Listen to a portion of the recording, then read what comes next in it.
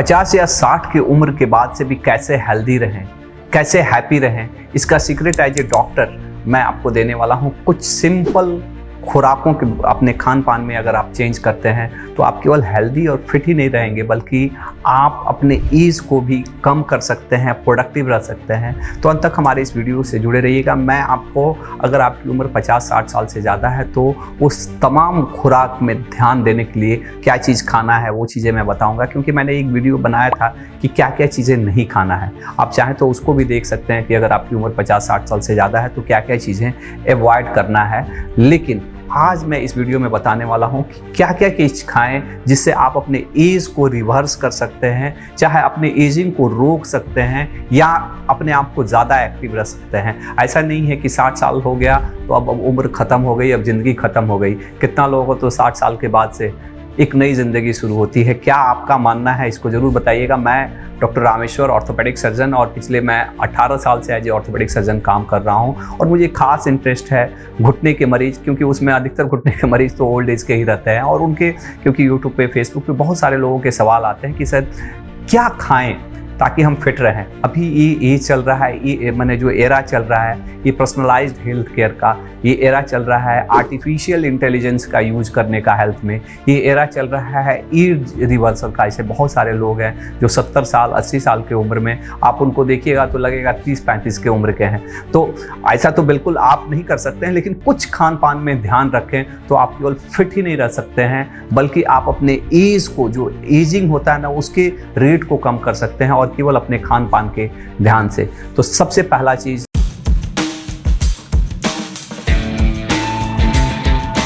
अपने खाने में सबसे पहला चीज़ जो ज़रूरी है कि ग्रीन लीफी वेजिटेबल्स को बढ़ाइए।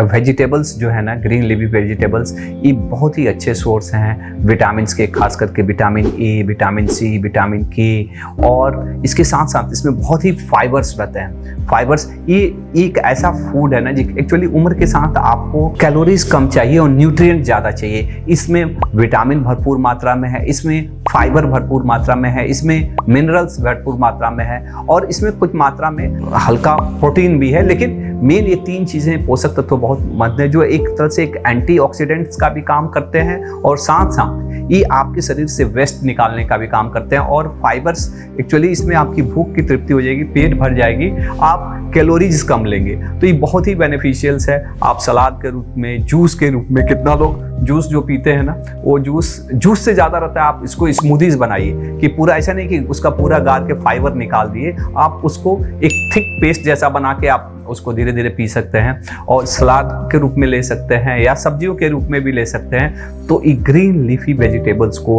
अपने खाने में ज़्यादा से ज़्यादा करिए। ये आपको बहुत सारे न्यूट्रिएंट्स देगा, आपके फूड्स में ज़्यादा फाइबर्स रहेंगे। फाइबर्स का बहुत ही इंपॉर्टेंस है। फाइबर एक तरह से ऐसा चीज़ है ना जो पचता नहीं है और वो काम करता है कि हमारे शरीर से जितने भी टॉक्सिन्स हैं, वेस्ट हैं, वो पैखाना के माध्यम से बाहर निकाल देता है। स्टूल भी अच्छा निकलता है, माने अच्छा बनता है, जिससे एक साइकोलॉजिकल भी, अगर स्टूल किसी का पूरा नहीं हो रहा है ना, पैखाना, पेट साफ नहीं होता, तो हमेशा एक मन में, चाहे पेट में एक लगा रहता है कि क्या है, और एक साइकोलॉजिकल भी उसका खराब इफेक्ट पड़ता है। टॉक्सिन्स वगैरह तो निकालता ही है, लेकिन अगर अच्छा स्टूल बनेगा, अगर फाइबर्स आप ज़्यादा लेते हैं तो ग्रीन लीफी वेजिटेबल्स किसी भी तरह से, आप सलाद के रूप में ले रहे हैं, सब्जी के रूप में ले रहे हैं, स्मूदीज के रूप में ले रहे हैं, किसी रूप में लें, लेकिन इसको ज़्यादा से ज़्यादा लें। दूसरा खाना है वो है nuts and seeds. Nuts means जो बादाम हो गया, अखरोट हो गया, ये सारी चीज़ें, नट्स को ज़्यादा लीजिए, क्योंकि नट्स में प्रोटीन्स भी है और उसमें एंटीऑक्सीडेंट्स भी बहुत आता है और हेल्दी क्वालिटी का फैट्स, जो गुड क्वालिटी ऑफ फैट्स रहता है, वो सीड्स, अभी बहुत फैशन चला हुआ है, चिया सीड्स, फ्लैक्स सीड्स, ये सीड्स भी बहुत ही इंपॉर्टेंट है। आप किसी भी रूप में अगर इसको लेते हैं तो ये आपके हेल्थ के लिए अच्छा है। इसमें प्रोटीन मिलता है और गुड क्वालिटी ऑफ फैट मिलता है। इसके साथ साथ इसेंशियल्स, विटामिन वगैरह भी और मिनरल्स भी मिलते हैं। तो नट्स और सीड्स को भी अपने खाने में ज़रूर सम्मिलित करिए अगर आपकी उम्र ज़्यादा है और आप अपने आप को हेल्दी रखना चाहते हैं, फिट रखना चाहते हैं और अपने एजिंग को स्लो करना चाहते हैं। तो तीसरा मैं चीज़ बता रहा हूँ, होल ग्रेन का इस्तेमाल करिए।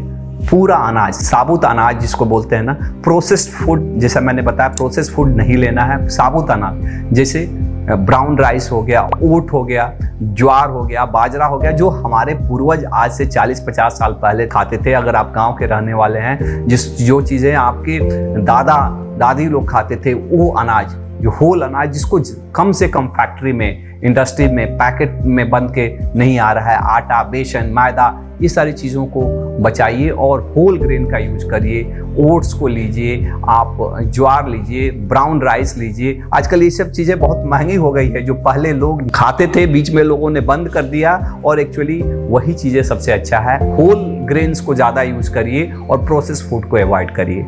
तीसरा चीज़ और चौथा चीज़ जो बहुत इंपॉर्टेंट है, फ्रूट्स, फलों की मात्रा बढ़ाइए। Fruits are the source of antioxidants and vitamin C और बहुत सारे मिनरल्स जो हमारे हैं, मिनरल्स एंड विटामिन इसमें मिलते हैं। फ्रूट्स अपने खुराक में ज़्यादा से फ्रूट्स और ग्रीन वेजिटेबल्स को कोशिश करिए कि 1/3 से हाफ तक, माने 3/4 से आधा तक इसी को फ्रूट्स और ग्रीन लीफी वेजिटेबल्स लीजिए। कोई भी फ्रूट्स, जो भी सीजनल फ्रूट्स, ऐसा नहीं कि कोई ये कीवी खाएंगे, वो अमेरिकन पप्पू गोसाई खाएंगे, जो आपको इजीली अवेलेबल है, जो आपके पास आसानी से मिल जाता है, जो आपको, ऐसा नहीं है कि महंगा फ्रूट्स खाएंगे तो उससे ज़्यादा फायदा होगा। जो फ्रूट्स भी मिलता है, जो आपके लोकल एरिया में होता है, और भगवान ने तो ये फ्रूट्स को ऐसा दिया है कि वो एक पर्टिकुलर समय पे ख़त्म हो जाते हैं, वो ख़राब हो जाएंगे, उसको प्रोसेस भी नहीं कर सकते, उसको रख भी नहीं सकते। तो ताज़ा फ्रूट्स ज़्यादा से ज़्यादा लीजिए। ये आपको यंग रहने में, ये एज ए एंटीऑक्सीडेंट्स, ये बहुत ही फाइबर्स भी देते हैं, एनर्जी भी देते हैं। तो इसको ज़्यादा से ज़्यादा,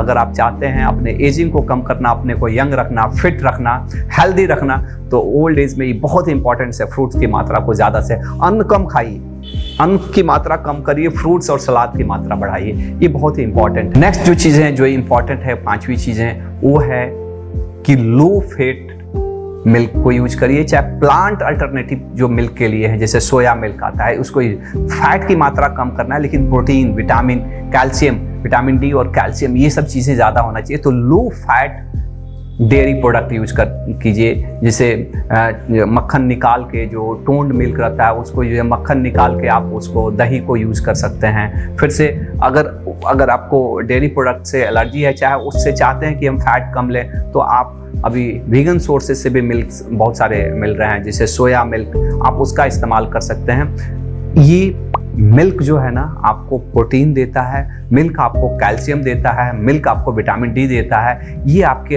हड्डी के लिए, बोन के लिए और मसल्स के लिए ये बहुत इंपॉर्टेंट है। और मसल ही कमज़ोर होने के कारण से लोग बाद में ओल्ड एज में वीक होते हैं। तो आपको प्रोटीन की मात्रा बढ़ानी है, तो कोशिश करिए कि लो फैट मिल्क सब्स्टिट्यूट लीजिए, चाहे मिल्क लीजिए। और मिल्क अगर आपको किसी तरह से एलर्जी है, चाहे आप चाहते हैं कि फैट को और कम करना चाहते हैं, तो मिल्क के जो अलग अल्टरनेटिव है, जैसे सोया मिल्क है, जो प्लांट बेस से बनता है, आप उसका ज़्यादा से ज़्यादा सेवन करिए। लेकिन फैट कोशिश करना है कि चर्बी हटा के करें।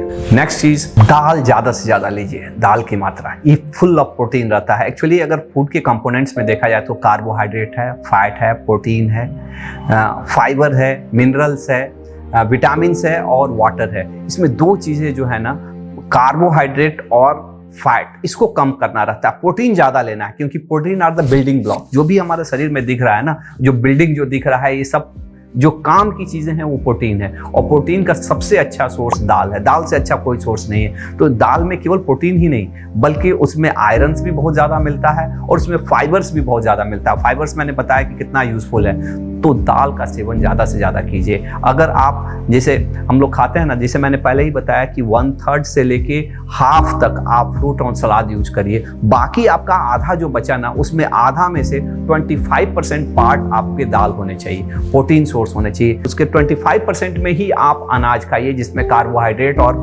फैट मिल रहा है। तो ये बहुत ही इंपॉर्टेंट है और इसको, दाल को ज़्यादा मात्रा में सेवन करिए। आप अपने आप को स्ट्रॉन्ग, फ्लेक्सिबल, और साथ में आप चाहते हैं कि आप अपने एजिंग को भी कम करें, तो इसके लिए बहुत ही इंपॉर्टेंट है। अगर आपकी उम्र ज़्यादा है तो दाल की मात्रा ज़्यादा से ज़्यादा लीजिए। और 7वां और सबसे इंपॉर्टेंट चीज़ है कि ओमेगा 3 फैटी एसिड ज़्यादा मित्रों मिले लें। ओमेगा 3 फैटी एसिड कहाँ मिलेगा? तो इसका सबसे अच्छा सोर्स रहता है कि फिश फैट में ओमेगा 3 फैटी एसिड रहता है। ये इन्फ्लामेशंस को कम करता है, ये आपके सूजन को, दर्द को कम करता है, ये आपके हार्ट के हेल्थ के लिए अच्छा है, ये आपके ज्वाइंट के हेल्थ के लिए अच्छा है। तो इसकी ज़्यादा मात्रा में ये करें। अगर आप फिश वगैरह नहीं लेते हैं तो इसका सप्लीमेंट्स भी ले सकते हैं। तो ये 7 चीज़ों का ध्यान देते हैं तो आप डेफिनेटली ओल्ड एज में हेल्दी भी रहेंगे, एक्टिव भी रहेंगे। Age is just a number. अगर आप अपने हेल्थ पे ध्यान दे रहे हैं तो कितना लोग तो मैंने देखा है सब रिटायर होने के बाद से एक नया लाइफ जीते हैं, एक नई जिंदगी शुरू करते हैं। तो आप भी ये कर सकते हैं। इसके साथ साथ कुछ चीज़ें आपको और भी ध्यान देना चाहिए कि हाइड्रेशन, पानी खूब पीजिए, क्योंकि हमारा शरीर 70-80% पानी ही है। अगर पानी की कमी होती है तो किसी भी एज में ये अच्छा नहीं है। पानी की मात्रा खूब पीजिए। दूसरा चीज़ कि प्रोसेस्ड फूड को अवॉइड करिए। जितना हो सके बाहर का खाना, पैकेट का खाना, डब्बा बंद खाना, इसको नहीं लेना है। स्विगी जोमेटो का खाना आप खाने का उम्र नहीं है आपका, ये बात आपको ध्यान देना है। घर का बनाया हुआ खाना लीजिए, वो ज़्यादा बेहतर है। और तीसरा कि थोड़ा सा प्रोबायोटिक्स, क्योंकि सब कुछ हमारे शरीर का जो भी चीज़ें हैं ना, जो भी हेल्थ का इंडिकेटर 2 ही है। एक तो जेनेटिक्स जो हमारे शरीर में हमारे माता पिता से मिला है, और दूसरा है हमारे बायोम्स, हमारे गट के बैक्टीरियाज।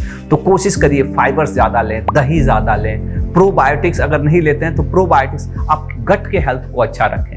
आपका अगर रोज़ समय पे टॉयलेट आप नहीं कर पा रहे हैं, इसका मतलब आप कहीं ना कहीं अनहेल्दी हो रहे हैं। इस बात को ध्यान दीजिए। और अच्छा गट हेल्थ होने के लिए कोशिश करिए कि प्रोसेस्ड फूड कम खाएं, फाइबर्स ज़्यादा लें, प्रोबायोटिक्स ज़्यादा लें। नेचुरल प्रोबायोटिक्स हमारे दही में है। दही पूरा का पूरा बैक्टीरिया ही है एक तरह से देखते जाए तो। दूध में बैक्टीरिया डाल दिए तो दही बन गया। तो दही और ये हेल्दी बैक्टीरिया रहते हैं। तो अपने गट के हेल्थ को बहुत ध्यान दें। अगर ये सारी चीज़ों का ध्यान देते हैं तो डेफिनेटली मैं बता रहा हूँ कि आप केवल हेल्दी ही नहीं रहेंगे, फिट ही नहीं रहेंगे, आप अपने एज को, हो सकता है कि आप 70 वर्ष की उम्र में 40 वर्ष वाले जैसा दिखें। तो एक बहुत ही इंपॉर्टेंट वीडियो मैंने बनाया है। इसको तमाम लोग जिनको लगता है कि ओल्ड एज के लोग हैं और जो लोग फिटनेस में इंटरेस्टेड हैं, चाहे अगर आप ओल्ड एज के ग्रुप में हैं, व्हाट्सएप के ग्रुप में इसको ज़रूर भेजिए। और कैसा लगा आपको ये वीडियो, ये भी बताइए। अगर लगता है कि मैंने किसी न किसी तरह से आपको आपकी लाइफ में कुछ कंट्रीब्यूट किया तो हमारे चैनल को सब्सक्राइब भी करिए। और अगला किस तरह की वीडियो आप चाहते हैं कमेंट में ज़रूर लिखिए। धन्यवाद।